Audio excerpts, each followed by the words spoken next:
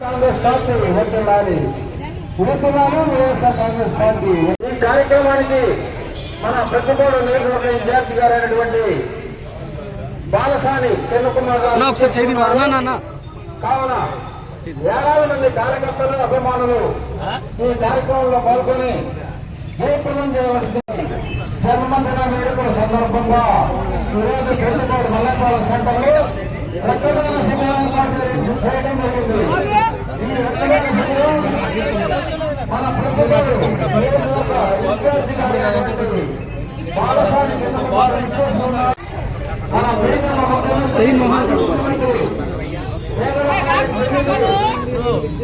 party ASHA